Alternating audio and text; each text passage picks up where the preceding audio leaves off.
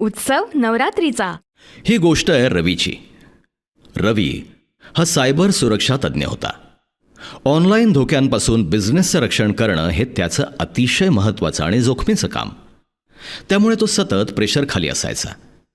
Cyber क्राईमच्या सततच्या धमक्यांमुळे, हल्ल्यांमुळे तो धास्तावलेला असायचा. त्यामुळे त्याला त्याच्या व्यावसायिक आणि वैयक्तिक आयुष्यात बॅलन्स साधता येत नव्हता. रवीचे वडील हे रिटायर्ड आर्मी ऑफिसर. त्यांनी रवीची अवस्था ओळखली आणि यावर उपाय म्हणून त्यांनी रवीला देवी मंगल चंडीची गोष्ट सांगितली. ते म्हणाले, रवी, चंडिका देवी ही शक्ती आणि सुरक्षेची देवता आहे. खरं तर तिचं मूळ रूप दुर्गा. पण जेव्हा जेव्हा तिच्या समोर संकटं आली, आव्हानं आली, तेव्हा तिनं त्या परिस्थितीला योग्य असं दुसरं रूप धारण केलं, जसं की काली, चंडिका. आणि या रूपामध्ये येऊन तिनं तिच्या लोकांचं, जगाचं दुष्ट शक्तींपासून रक्षण केलं. रवी, लक्षात ठेव, भीती न वाटणं म्हणजे धैर्य नाही, वीरता नाही, तर त्या भीतीला जिद्दीनं सामोरं जाणं म्हणजे धैर्य. आर्मी ऑफिसर असल्यामुळे रवीच्या वडिलांचा आवाज हा कमालीचा विश्वासदायक होता. ते अजूनही बोलत होते, रवी, नकारात्मकतेवर मात करण्यासाठी सकारात्मकता तितकीच महत्त्वाची.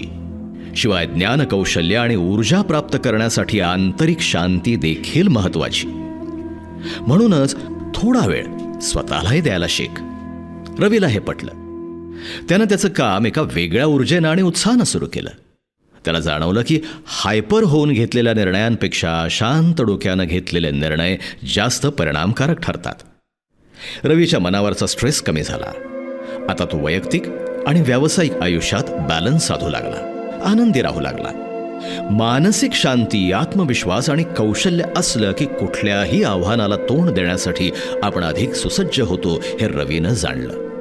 लक्षात घ्या, परिस्थिती वाईट आहे म्हणून चिडचिड आणि त्रागा केला तर समोर सोल्युशन असूनही आपल्याला ते दिसत नाही. या उलट धैर्य, जिद्द आणि दृढनिश्चय यामुळे आपण कुठल्याही परिस्थितीवर मात करू शकतो. काम आणि वैयक्तिक आयुष्य यात समतोल साधला तर ऊर्जा आणि सकारात्मकता टिकून राहायला मदत होते. आपली क्षमता वाढते आणि आपण प्रगतीच्या दिशेनं वाटचाल करू लागतो.